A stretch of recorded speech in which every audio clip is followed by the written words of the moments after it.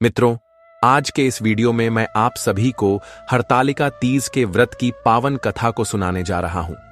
हरतालिका व्रत के पीछे की एक गहन सच्चाई यह है कि यह व्रत सुहागिन महिलाएं अपने पति की दीर्घायु, उनके स्वास्थ्य और मंगल कामना के लिए करती हैं। वहीं कुंवारी लड़कियां इस व्रत को मनोवांछित पति की प्राप्ति हेतु करती हैं। इस व्रत की यह भी मान्यता है कि इस व्रत को सर्वप्रथम स्वयं माता पार्वती ने भगवान शिव को पति रूप में प्राप्त करने के लिए किया था। मित्रों, हरितालिका व्रत भाद्रपद माह के शुक्ल पक्ष की तृतीया तिथि को किया जाता है। हरतालिका तीज व्रत में कथा के श्रवण का अत्यधिक महत्व बताया गया है। ऐसा माना जाता है कि कथा को पढ़े या सुने बिना यह व्रत और इस व्रत के साथ की जाने वाली पूजा संपूर्ण नहीं मानी जाती। विधिवत भगवान शिव और माता पार्वती की पूजा करने के पश्चात ही हरतालिका तीज व्रत कथा का श्रवण करें। कथा सुनने से पूर्व हाथ में एक पुष्प लेकर भगवान शिव और माता पार्वती को नमन करें और उनका ध्यान करें। बाकी मैं अपनी सभी बहनों के पति की लंबी आयु के लिए क्या क्या उपाय करने हैं, उसके बारे में वीडियो के अंत में आप सभी को विस्तार से बताया गया है। मित्रों, चलो हम सभी अब कथा का श्रवण करते हैं। लेकिन उससे पहले मैं माता पार्वती और भगवान भोलेनाथ से अपने सभी माताओं, बहनों व सभी मित्र बंधुओं के लिए प्रार्थना करता हूं कि जो भी हमारे इस वीडियो में हर हर महादेव कमेंट करे, उसकी मनोकामना हमेशा पूर्ण करना, और जो इस चैनल को सब्सक्राइब करे उसको मनोवांछित फल प्रदान करना। चलिए अब हम सभी कथा का श्रवण करते हैं। स्वर्ण से सुसज्जित मंद मंद मुस्कान वाली माता पार्वती एक बार भगवान भोलेनाथ के पास आती हैं और भगवान भोलेनाथ से कहती हैं, हे प्रभु, हमें कोई ऐसा गुप्त व्रत और पूजन बताइए जो करने में अत्यंत सरल हो, जिसमें शारीरिक परिश्रम भी कम करना पड़े, लेकिन उस व्रत को करने का फल अत्यधिक मिले। यदि कुंवारी कन्याएं उस व्रत को करें तो उन्हें मनोवांछित पति की प्राप्ति हो, और यदि विवाहित स्त्रियां उस व्रत को करें तो उन्हें सुखी और समृद्ध जीवन की प्राप्ति हो, को करें तो उनके पति की आयु लंबी हो। हे नाथ, यदि आप मुझे मेरे इस प्रश्न का उत्तर देंगे तो मैं अपनी सखियों को जाकर इसके बारे में बताऊंगी, क्योंकि उन्होंने ही मुझसे ऐसा प्रश्न किया है कि ऐसा कौन सा व्रत है जिसे करने से हम मनोवांछित फल पा सकते हैं और उसमें ज्यादा परिश्रम भी न करना पड़ता हो। हे नाथ, ऐसे किसी व्रत का विधान आप मुझे बताइए। अब प्रभु भगवान भोलेनाथ मुस्कुराते हुए माता पार्वती से कहते हैं, हे देवी पार्वती, आपने जिस व्रत के प्रभाव से मुझे प्राप्त किया है, उस व्रत के बारे में मैं तुमको बताता हूं। हे देवी, सुनो, मैं तुमको यह व्रत सर्वस्व प्रेम के वशीभूत होकर ही बताने जा रहा हूं। भारतवर्ष में जैसे नक्षत्रों में चंद्रमा, ग्रहों में सूर्य, ब्राह्मण देवताओं में स्वयं विष्णु भगवान, नदियों में गंगा और पुराणों में महाभारत श्रेष्ठ है, उसी प्रकार यह व्रत भी सभी व्रतों में उत्तम है।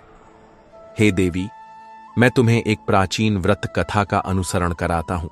जैसे तुमने इस व्रत के प्रभाव से मेरा यह आसन, मेरा यह सानिध्य प्राप्त किया है, मैं तुमको बताता हूं। हे देवी पार्वती, इस व्रत को भाद्रपद मास के शुक्ल पक्ष की तृतीया तिथि को करने मात्र से समस्त स्त्रियां पापों से मुक्त हो जाती हैं। हे देवी पार्वती, तुमने आज से कई वर्षों पहले हिमालय पर्वत पर इसी महान व्रत को किया था। यह वृतांत मैं तुमको विस्तार से सुनाता हूं। तब माता पार्वती जी ने पूछा, हे नाथ, मैंने यह व्रत किया था, परंतु आज तक किसी ने भी इस व्रत का बखान नहीं किया है। यह तो मेरे लिए बहुत ही शुभ समाचार है, परंतु यह सब मैं आपके श्रीमुख से सुनना चाहती हूं। अब भगवान भोलेनाथ कहते हैं, हे देवी, आज से कई वर्ष पहले पर्वतों में श्रेष्ठ हिमगिरी पर्वत के आसपास तरह तरह के सुंदर वृक्ष लगे हुए थे। वह पर्वत नाना प्रकार के फलों से लदा रहता था और अनेक प्रकार के पशु पक्षियों का निवास स्थल हुआ करता था। हिमगिरी पर्वत पर कई सारे देवता प्रसन्न मन से आते थे और कुछ गंधर्व भी आकर उस पर्वत पर नृत्य और गायन किया करते थे। हे देवी पार्वती, तुमने एक संत के रूप में उसी पर्वत पर घोर तपस्या की थी। हे देवी पार्वती, तुमने निर्जला व्रत किया था। प्रतिमाह में तुम बस तप में बैठी रहती थीं और वैशाख की जलती धूप हो या श्रावण के महीने में जब जल बरसता था तब भी तुम वैसे ही अडिग बैठी रहती थीं। तुमको इस कठिन अवस्था में देखकर तुम्हारे पिता महाराज हिमालय तुम्हारा दुख इस तरह से सहन नहीं कर पाते थे। वे दिन रात तुम्हें ही याद करते रहते थे। तुम्हारे लिए ही वह बड़े दुखी रहते थे और कभी कभी तुमसे गुस्सा भी हो जाते थे, क्योंकि आप एक राजा की पुत्री थीं। इसीलिए सभी आपके पिता को कहते थे कि इसके पिता एक राजा हैं और अपनी इकलौती पुत्री को सन्यासियों जैसा जीवन जीने के लिए जंगल में छोड़ रखा है। अब भगवान भोलेनाथ आगे कहते हैं, हे देवी पार्वती, एक दिन मुनि श्रेष्ठ देवर्षि नारद जी उस समय तुम्हें देखने के लिए गए। नारद जी जब वहां पर आए और उन्होंने जब नारायण नारायण कहा तब तुम्हारी आंख खुल गई। तुमने देवर्षि नारद जी को हिमगिरी पर्वत पर आया हुआ देखकर, हे देवी, तुमने उनको अर्घ्य दिया, आसन आदि देकर देवर्षि नारद जी की विधिवत पूजा की और कहा, हे प्रभु, आप आज हमारे घर किस प्रयोजन से पधारे हैं? मेरा भाग्य है जो आज आपके दर्शन हो गए।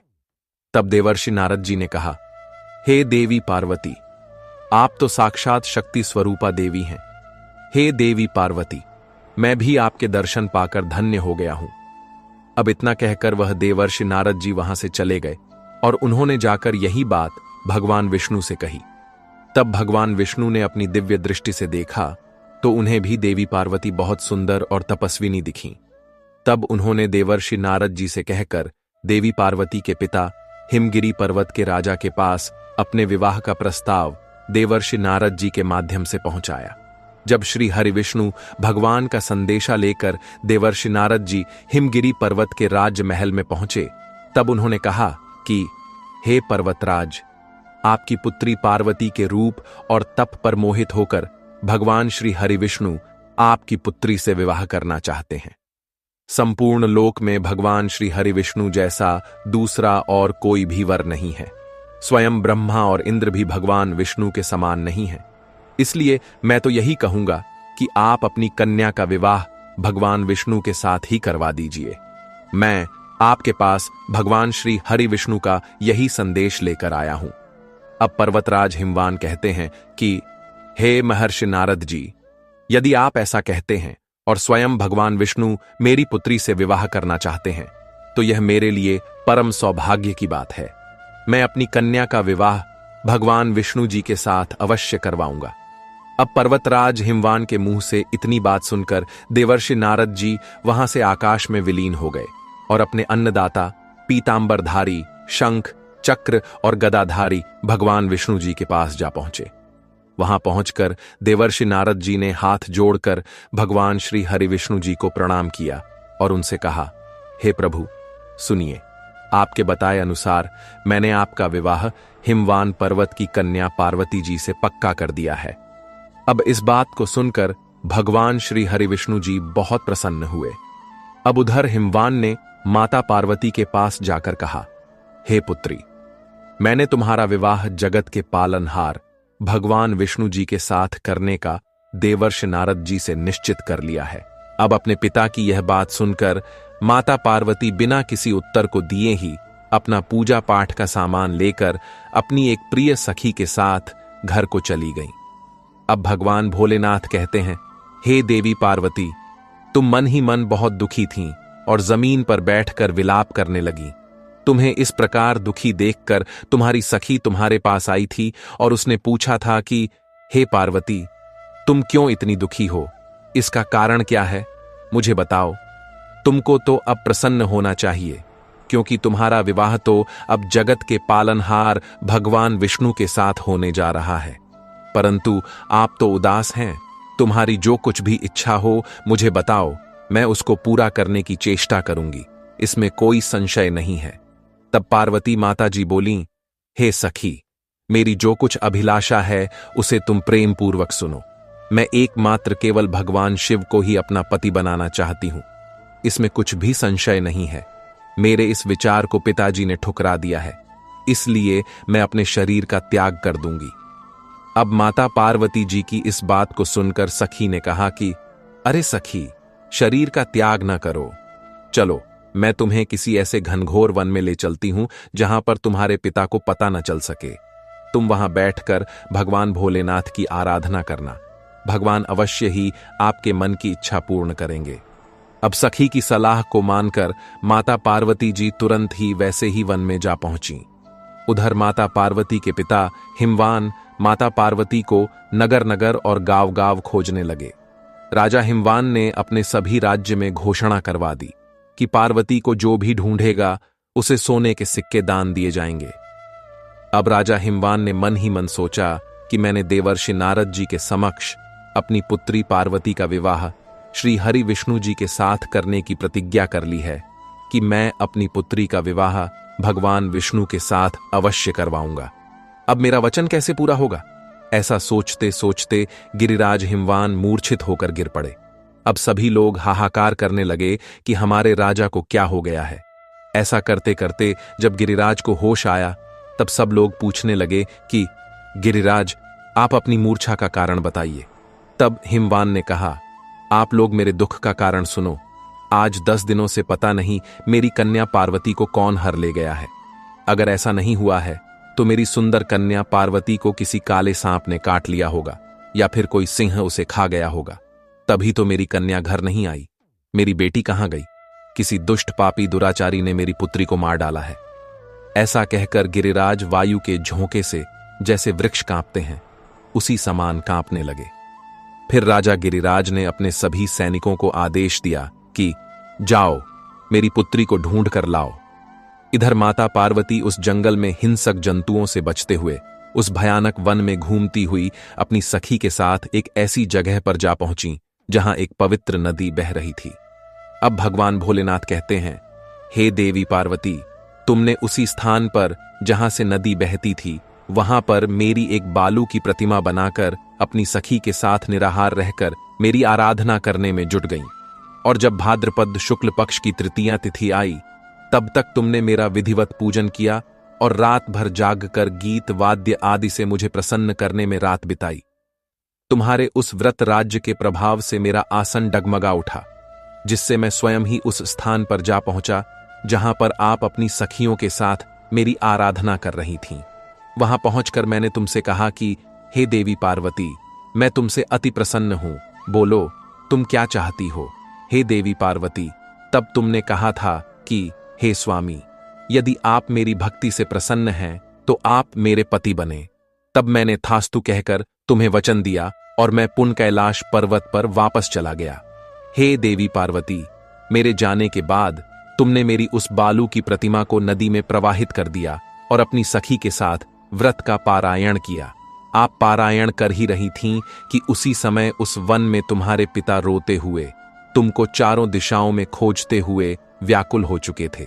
इसलिए आपके पिता तुम्हारे आश्रम के समीप आ पहुंचते हैं। थोड़ी देर बाद जब उन्होंने आपको देखा तो वह आपको देखते ही बड़े व्याकुल हुए और रोने लगे। इसके बाद उन्होंने पूछा, पुत्री, तुम मुझे बताओ, तुम सिंह, व्याघ्र आदि पशुओं से भरे हुए इस घनघोर वन में कैसे पहुंची? तभी देवी पार्वती आपने उत्तर दिया कि हे पिताजी, मैंने तो पहले ही अपने आप को शिव जी के हाथों सौंप दिया है। आपने मेरी बात टाल दी, इसीलिए मैं यहां चली आई। तब हिमवान ने सांत्वना दी कि हे पुत्री, मैं तुम्हारी इच्छा के विरुद्ध कुछ नहीं करूंगा। तुम जो कहोगी वही होगा। हे देवी पार्वती, पर्वतराज हिमवान तुमको अपने घर ले आए और हे देवी पार्वती, मेरे साथ तुम्हारा विवाह विधि विधान से कर दिया। इससे तुमने ऐसा व्रत करके मेरा अर्धासन पाया। तब से आज तक किसी के सामने मुझे यह व्रत प्रकट करने का अवसर नहीं प्राप्त हुआ। प्यारे दर्शकों, अब भगवान शिव माता पार्वती को कहते हैं कि हे देवी पार्वती, अब मैं तुम्हें यह बताता हूं कि इस व्रत का नाम हरतालिका क्यों पड़ा। हे देवी पार्वती, जब तुम अपने पिताजी को नहीं मिली क्योंकि तुमको तुम्हारी सखी एक वन में ले गई थी, वह भी किसी को बिना बताए, इसे हर के ले जाना कहते हैं। इसीलिए इस व्रत का नाम हरितालिका पड़ा।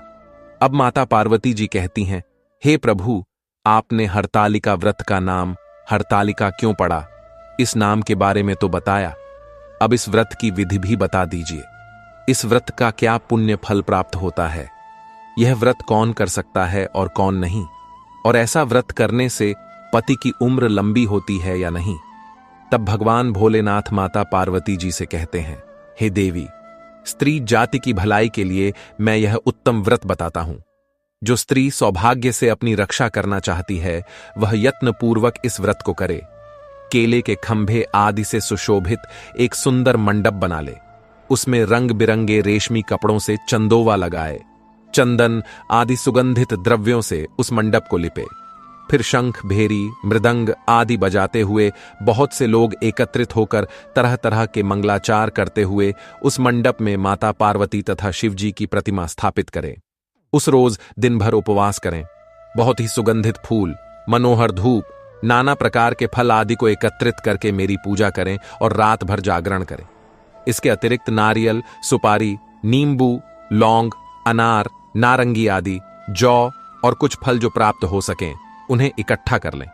उस रथु में जो फल तथा फूल मिल सके विशेष रूप से रखें।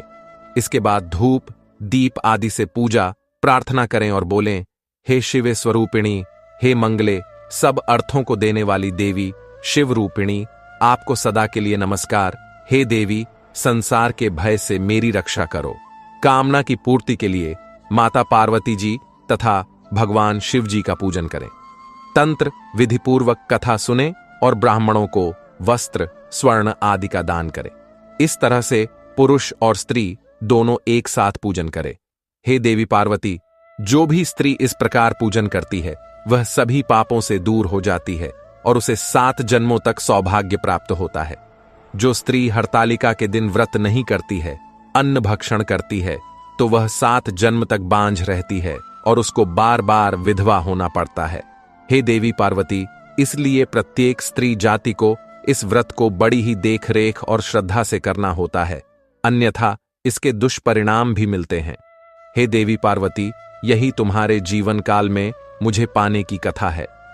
अब माता पार्वती कहती हैं, हे प्रभु, आपने सत्य ही कहा है। सचमुच मैंने ऐसा ही व्रत करके आपको प्राप्त किया था। और जो भी स्त्री निर्जला हरतालिका व्रत को पूर्ण करती है तो उसके जीवन में कभी दुर्भाग्य नहीं आता है। उसे मनचाहे वर की प्राप्ति होती है तथा सुहागिन महिलाएं अपने पति की लंबी उम्र के लिए इस व्रत को कर सकती हैं। इससे हरतालिका तीज के दिन भगवान शिव और मां पार्वती की मिट्टी से बनी प्रतिमाओं की पूजा की जाती है। अगर संभव हो तो मिट्टी की प्रतिमा घर पर ही बनानी चाहिए। पूजा के लिए शाम को प्रदोष काल के समय स्नान कर शुद्ध वस्त्र धारण करें। पहले गणेश जी, नवग्रह और षोडश माताओं की पूजा करें। इसके बाद भगवान शिव और देवी पार्वती की प्रतिमाओं की पूजा करनी चाहिए। इसके लिए शुद्ध जल, पंचामृत, रोली, मौली, अक्षत, चंदन, सिंदूर, फल फूल और बेलपत्र आदि से पूजा करनी चाहिए। प्रतिमाओं को सुंदर वस्त्रों से सजाकर भगवान शिव को धोती या गमछा अर्पित करना चाहिए। पार्वती जी को लहंगा, ओढ़नी और सुहाग पिटारी अर्पित करके व्रत की कथा पढ़नी और सुननी चाहिए। सुहागिन महिलाएं या कुंवारी कन्याएं इस व्रत को निर्जल रखती हैं। अब हम सभी मिलकर भगवान शिव और माता पार्वती का ध्यान करेंगे, जिनके केशों पर मंदार अर्थात आंख के पुष्पों की माला शोभा देती है और जिन भगवान शंकर के मस्तक पर चंद्र और कंठ में मुंडों की माला पड़ी हुई है। जो माता पार्वती दिव्यास्त्रों से सुसज्जित हैं और भगवान शंकर दिगंबर वेश धारण किए हुए हैं। मित्रों, कैलाश पर्वत के सुदूर शिखर पर माता पार्वती जी ने श्री महादेव जी से पूछा कि हे महेश्वर, मुझसे वह गुप्त से गुप्त बात कहिए जो सबके लिए सब धर्मों से भी सरल और महान फल देने वाली हो। हे नाथ, अगर आप मुझ पर अति प्रसन्न हैं तो आप उसे मेरे सम्मुख प्रकट कीजिए। मित्रों, अब हम एक और ऐसी कथा सुनाने जा रहे हैं जो कैलाश पर्वत के रजत शिखर पर, जहां समय स्वयं महादेव की इच्छा से ठहर जाता है और जहां ब्रह्मांड के रहस्य शांत बर्फ की परतों के नीचे दबे रहते हैं, माता पार्वती अपने स्वामी भगवान शिव के साथ विराजमान थीं। चंद्रमा अपनी पूरी कलाओं के साथ चमक रहा था और उसकी शीतल चांदनी कैलाश को एक दिव्य लोक का आभास दे रही थी। वातावरण में एक गहन शांति थी जिसे केवल भगवान शिव के डमरू से कभी कभी निकलने वाली मंद ध्वनि ही भंग करती थी। माता पार्वती ने अपने कमल नयनों से भगवान शिव को देखा और एक मधुर मुस्कान के साथ बोली, हे मेरे स्वामी, हे जगतपति, आपने मुझे मेरे पूर्व जन्म की कथा सुनाई कि कैसे मैंने हरतालिका तीज का व्रत करके आपको पति रूप में प्राप्त किया। यह कथा सभी कुंवारी कन्याओं के लिए एक प्रेरणा है जो मनोवांछित वर की कामना करती है। परंतु हे भोलेनाथ, मेरी यह जानने की इच्छा है कि क्या इस व्रत का प्रभाव केवल विवाह तक ही सीमित है? क्या कोई ऐसी विवाहित स्त्री की कथा है जिसने इस व्रत के माध्यम से अपने दाम्पत्य जीवन के किसी गहन संकट को दूर किया हो? मैं एक ऐसी कथा सुनना चाहती हूं जो सुहागिन स्त्रियों के मन में इस व्रत के प्रति विश्वास को और भी सुदृढ़ करे, जो उन्हें यह सिखाए कि यह व्रत केवल पति की लंबी आयु के लिए नहीं बल्कि उनके आत्मिक और चारित्रिक कल्याण के लिए भी किया जा सकता है। एक ऐसी कथा जो प्रेरणा दे, जो ज्ञान का प्रकाश फैलाए और जो हर स्त्री को अपने भीतर छिपी शक्ति का अनुभव कराए। भगवान शिव, जो ध्यान में लीन थे, ने धीरे से अपनी आंखें खोलीं। उनके नेत्रों में संपूर्ण ब्रह्मांड का ज्ञान और करुणा का सागर समाया हुआ था। उन्होंने माता पार्वती की ओर देखकर स्नेहपूर्वक कहा, हे पार्वती, तुम्हारी जिज्ञासा अत्यंत कल्याणकारी है। तुमने केवल अपने लिए नहीं अपितु समस्त स्त्री जाति के मार्गदर्शन के लिए यह प्रश्न किया है। हां, ऐसी एक कथा अवश्य है। यह कथा बहुत पुरानी नहीं है। यह उस समय की है जब मनुष्य के हृदय में विश्वास और संदेह के बीच निरंतर युद्ध चलता रहता है। यह कथा है अटूट श्रद्धा की, मौन प्रतीक्षा की और एक ऐसे चमत्कार की जो किसी बाहरी आडंबर से नहीं बल्कि एक स्त्री के पवित्र हृदय से जन्मा था। भगवान शिव ने कहना प्रारंभ किया और उनकी गंभीर वाणी कैलाश के शांत वातावरण में गूंजने लगी। नर्मदा नदी के तट पर बसा एक सुंदर गांव था जिसका नाम धर्मपुर था। जैसा उसका नाम था वैसा ही वहां का वातावरण भी था। गांव के लोग धर्मपरायण, मेहनती और एक दूसरे के सुख दुख में साथ देने वाले थे। उसी गांव में एक स्त्री रहती थी जिसका नाम सुलोचना था। सुलोचना अपने नाम के अनुरूप ही सुंदर आंखों वाली नहीं बल्कि सुंदर दृष्टि वाली थी। वह हर किसी में अच्छाई देखती थी और हृदय भक्ति और प्रेम से सराबोर था। उसका विवाह गांव के सबसे प्रतिभाशाली मूर्तिकार माधव से हुआ था। माधव के हाथों में जैसे स्वयं विश्वकर्मा का वास था। वह पत्थर की निर्जीव शिलाओं में भी प्राण फूंक देता था।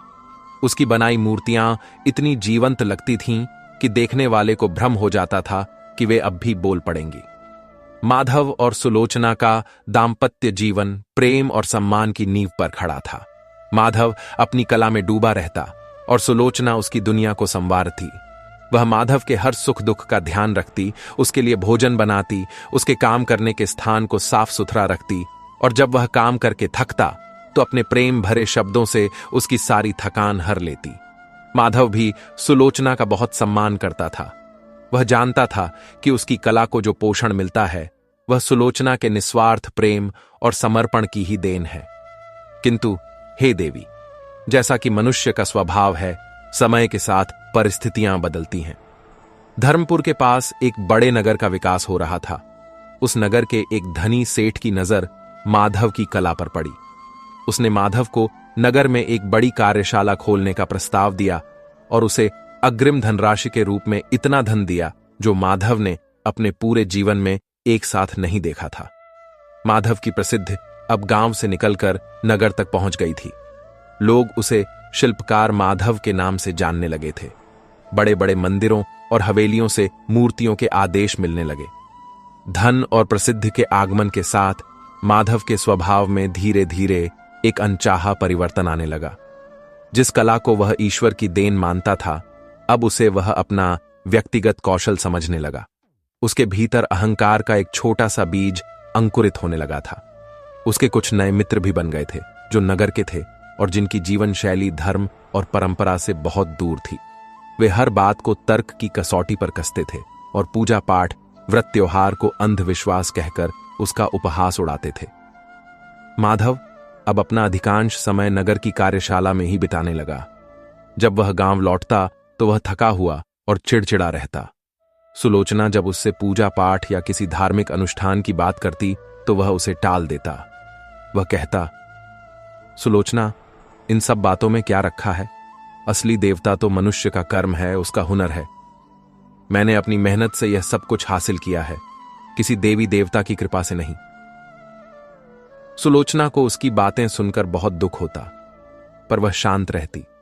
वह जानती थी कि यह उसका माधव नहीं, बल्कि उसके ऊपर हावी हो रहा अहंकार बोल रहा है। उसने अपनी भक्ति और प्रार्थनाएं और भी बढ़ा दी। वह हर रोज भगवान शिव से प्रार्थना करती, हे प्रभु, मेरे पति को सही मार्ग दिखाइए, उन्हें धन और प्रसिद्धि दीजिए, परंतु उनका विवेक और उनकी विनम्रता उनसे मत छीनिए। दिन बीतते गए और माधव का स्वभाव और भी कठोर होता गया। उसने अपनी गांव की छोटी कार्यशाला में जाना बंद कर दिया, जहां उसने अपनी कला की शुरुआत की थी। वह उन पुराने औजारों को भूल गया था जिनसे उसने पहली मूर्ति घड़ी थी। अब उसके पास नगर से आए नए और आधुनिक औजार थे। उसके मित्रों ने उसे मदिरापान की आदत भी लगा दी थी। कभी कभी वह देर रात को नशे की हालत में घर लौटता और सुलोचना से बिना किसी बात के झगड़ा करता। सुलोचना का हृदय हर दिन टूटता था, पर उसका विश्वास नहीं टूटता था। वह उसी प्रेम और धैर्य के साथ अपने कर्तव्यों का निर्वाह करती रही। उसने कभी माधव से ऊंची आवाज में बात नहीं की, न ही कभी समाज के सामने अपने दुख का प्रदर्शन किया। वह चुपचाप सब कुछ सहती रही और अपनी सारी पीड़ा भगवान शिव के चरणों में अर्पित कर देती। ऐसे ही समय बीत रहा था कि भाद्रपद का महीना आया। हरतालिका तीज का पवित्र पर्व आने वाला था। सुलोचना के लिए यह व्रत उसके जीवन का सबसे महत्वपूर्ण व्रत था। विवाह के बाद से उसने हर वर्ष यह व्रत बड़ी श्रद्धा और निष्ठा के साथ किया था।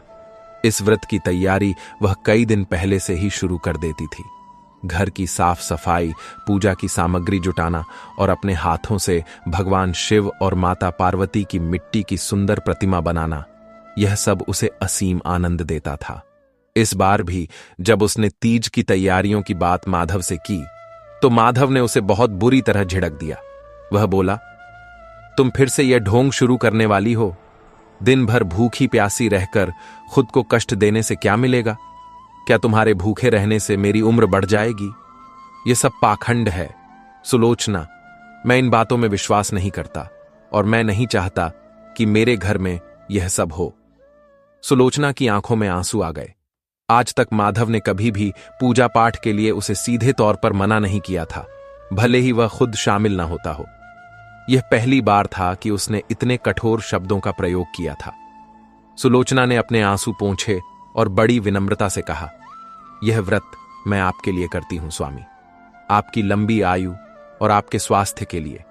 यह मेरा विश्वास है, मेरा धर्म है।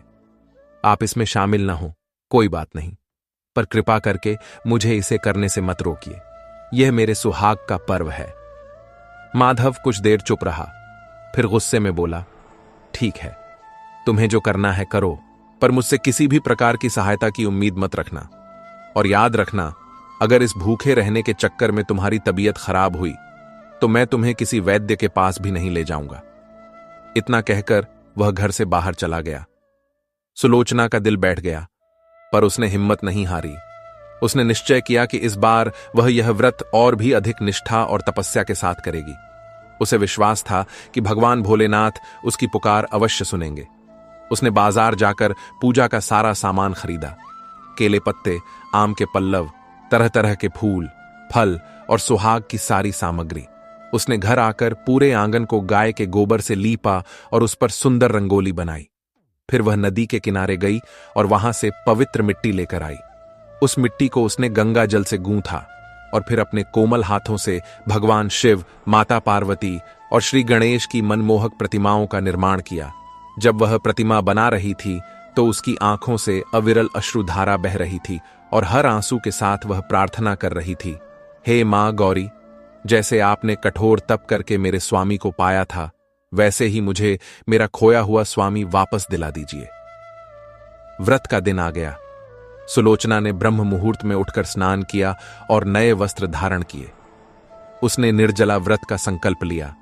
उसने मन ही मन कहा, हे प्रभु, जब तक मेरे पति का हृदय परिवर्तित नहीं हो जाता, तब तक यह केवल एक दिन का निर्जला व्रत नहीं, बल्कि मेरे जीवन की तपस्या है। माधव उस दिन जल्दी ही नगर के लिए निकल गया। जाते जाते वह व्यंग्य से बोला, शाम तक अगर जीवित बची तो मेरे लिए भोजन बना देना। सुलोचना ने कोई उत्तर नहीं दिया, बस उसे जाते हुए देखती रही। सुलोचना ने पूरा दिन भगवान के ध्यान में बिताया। उसने शिव पुराण का पाठ किया, शिव स्तोत्रों का गान किया। दोपहर की धूप तेज हुई और उसका गला प्यास से सूखने लगा, पर उसका मन अडिग था। उसे अपने शारीरिक कष्ट का कोई अनुभव ही नहीं हो रहा था। उसकी पूरी चेतना भगवान शिव के चरणों में केंद्रित थी। शाम हुई, प्रदोष काल का समय आया। सुलोचना ने पूजा स्थल को फूलों और दीपकों से सजाया। उसने केले के पत्तों का एक छोटा सा मंडप बनाया और उसके नीचे शिव पार्वती की प्रतिमाओं को स्थापित किया। उसने विधि विधान से पूजा आरंभ की। उसने गणेश जी की पूजा की, फिर नवग्रहों का पूजन किया और फिर भगवान शिव और माता पार्वती का षोडशोपचार पूजन किया। उसने भगवान शिव को बेलपत्र, धतूरा, भांग अर्पित किए और माता पार्वती को सुहाग की पूरी सामग्री, लाल चुनरी, सिंदूर, चूधिया, बिंदी, महावर, सब कुछ बड़े प्रेम से चढ़ाया। हर मंत्र के साथ, हर पुष्प के साथ वह अपने मन की पीड़ा और अपनी प्रार्थना अर्पित कर रही थी। उधर नगर में माधव अपने मित्रों के साथ बैठा मदिरापान कर रहा था। उसके मित्र सुलोचना का मजाक उड़ा रहे थे। एक मित्र बोला, माधव, तुम सच में भाग्यशाली हो। तुम्हारी पत्नी तुम्हारे लिए भूखी प्यासी रहकर तुम्हारी उम्र बढ़ा रही है और तुम यहां हमारे साथ आनंद ले रहे हो। दूसरा बोला, अरे ये सब औरतों के चोंचले हैं, इन्हें और कोई काम तो है नहीं, बस यही सब करती रहती हैं। माधव भी उनकी हां में हां मिला रहा था, पर कहीं न कहीं उसके मन में एक बेचैनी थी। उसे बार बार सुलोचना का शांत और दृढ़ चेहरा याद आ रहा था। पूजा करते करते आधी रात बीत गई। अब रात्रि जागरण का समय था। सुलोचना ने हाथ में दीपक लेकर आरती आरंभ की। वह भजन गाने लगी। उसकी आवाज में इतना दर्द और इतनी भक्ति थी कि आसपास का वातावरण भी पवित्र हो गया। वह गा रही थी, हे शिव शंकर, हे भोलेनाथ, मेरे स्वामी को सद्बुद्धि दो, हर लो उनके मन का अंधकार, भर दो उसमें भक्ति का प्रकाश। जैसे जैसे रात गहरा रही थी, सुलोचना का शरीर थक रहा था, पर उसकी आत्मा जागृत हो रही थी। उसकी प्रार्थना की तीव्रता बढ़ती जा रही थी। उसने अपनी दोनों आंखें बंद कीं और अपना पूरा ध्यान शिवलिंग पर केंद्रित कर दिया। उसने मन ही मन भगवान शिव से संवाद करना शुरू किया। हे प्रभु, आप तो अंतर्यामी हैं, आप सब जानते हैं। मैं आपसे अपने लिए कुछ नहीं मांगती, बस मेरे पति को उनका असली स्वरूप लौटा दीजिए। वह हृदय से बुरे नहीं हैं, बस संगत और अहंकार ने उनकी बुद्धि को हर लिया है। हे त्रिलोकीनाथ, मैं आज आपके द्वार पर एक भिक्षुणी की तरह खड़ी हूं। मुझे मेरे पति का प्रेम, उनका सम्मान, उनकी विनम्रता भिक्षा में दे दीजिए। जब तक आप मेरी यह भिक्षा स्वीकार नहीं करेंगे, मैं यहां से नहीं उठूंगी, चाहे मेरे प्राण ही क्यों न चले जाएं। भगवान शिव अपनी कथा को कुछ क्षण के लिए रोक कर बोले, हे पार्वती, तुम जानती हो, एक सच्चे भक्त की निस्वार्थ पुकार कभी अनसुनी नहीं जाती। जब एक स्त्री अपने सुहाग के लिए इस तरह तप करती है, तो तीनों लोकों की शक्ति भी उसे उसके लक्ष्य से डिगा नहीं सकती। उस रात्रि सुलोचना की भक्ति ने कैलाश को भी कंपायमान कर दिया था। उसकी प्रार्थना में इतनी शक्ति थी कि वह सीधे मेरे हृदय तक पहुंच रही थी। उधर नगर में माधव जब नशे में धुत होकर अपनी कार्यशाला में सोने के लिए लेटा, तो उसे एक विचित्र अनुभव हुआ। उसे नींद नहीं आ रही थी। अचानक उसे लगा जैसे पूरी कार्यशाला घूम रही है। उसकी आंखों के सामने अंधेरा छा गया और वह एक गहरी तंद्रा में डूब गया। उस तंद्रा में उसने एक स्वप्न देखा। माधव ने देखा कि वह बहुत बूढ़ा हो गया है। उसके हाथ कांप रहे हैं और उन हाथों में औजार पकड़ने की शक्ति नहीं रही। उसकी कार्यशाला धूल और जालों से भरी पड़ी है। उसकी बनाई मूर्तियां कोनों में टूटी फूटी अवस्था में पड़ी हैं। वे सभी मित्र जो आज उसके साथ बैठकर हंस रहे थे, उसे छोड़कर जा चुके हैं। वह बिल्कुल अकेला है।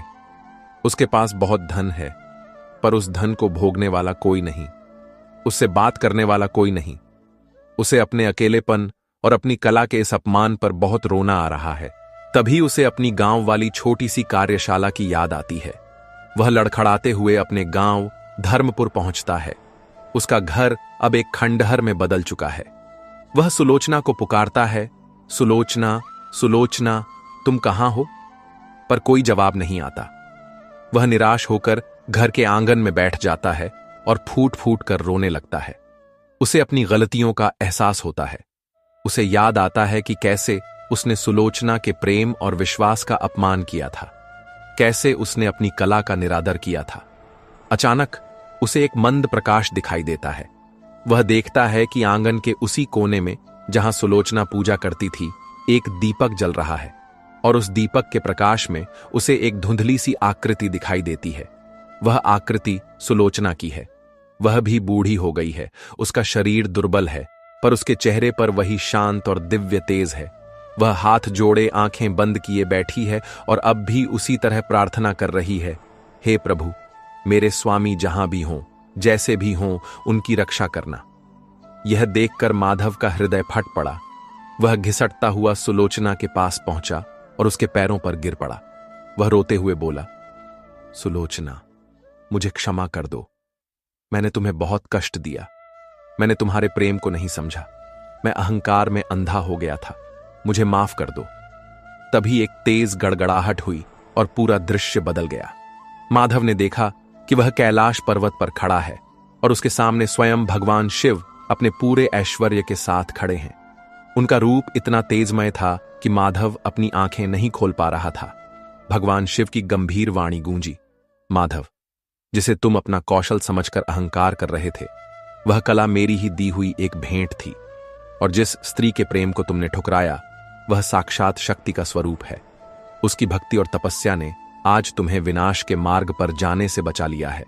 याद रखो माधव, धन, प्रसिद्धि और कौशल, यह सब नश्वर हैं। यदि इनके साथ विनम्रता, धर्म और प्रेम न हो तो यह मनुष्य को पतन की ओर ही ले जाते हैं। जाओ, अपने घर लौट जाओ और अपनी पत्नी के विश्वास का सम्मान करो। तुम्हारी सच्ची सफलता तुम्हारी कला में नहीं, बल्कि तुम्हारे चरित्र में है। इतना कहते ही माधव का स्वप्न टूट गया। वह पसीने से लथपथ होकर उठ बैठा। बाहर अभी भी अंधेरा था, पर भोर होने में अधिक देर नहीं थी। उसके कान में सुलोचना के भजन गाने की धीमी आवाज पड़ी। वह तुरंत उठा और अपनी बैलगाड़ी लेकर धर्मपुर की ओर भागा। नशा काफूर हो चुका था।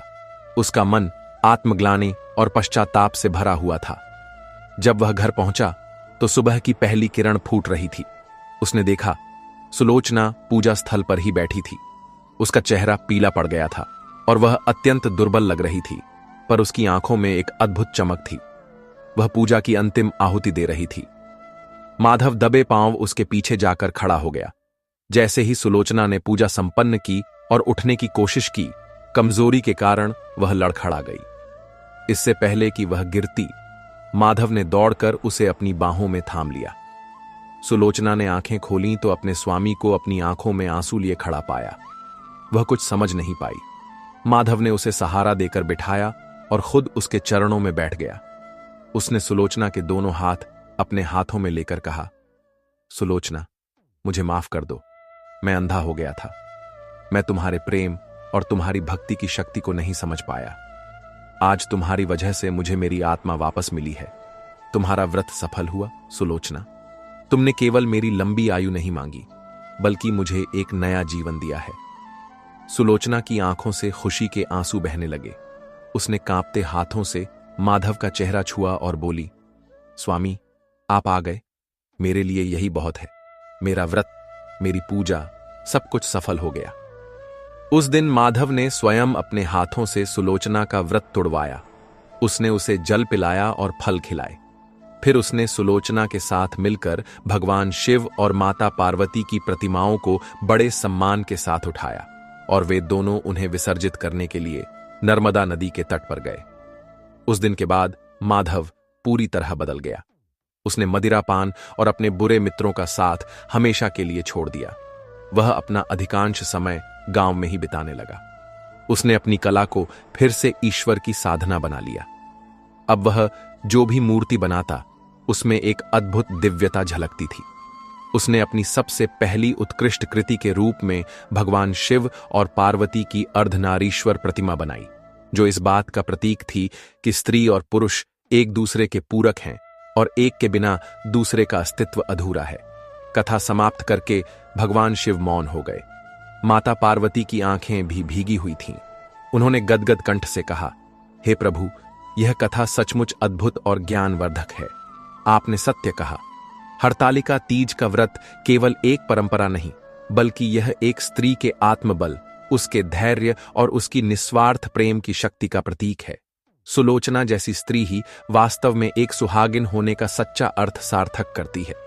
भगवान शिव ने मुस्कुराते हुए कहा, इसलिए हे देवी, जो भी स्त्री इस कथा को सुनेगी और सुलोचना की तरह अटूट विश्वास के साथ इस व्रत को करेगी, उसके दाम्पत्य जीवन में कभी कोई संकट नहीं आएगा।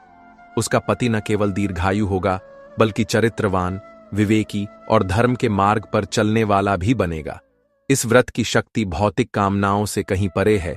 यह आत्मा को शुद्ध करने वाला और दो हृदयों को सदा के लिए एक करने वाला एक पवित्र अनुष्ठान है।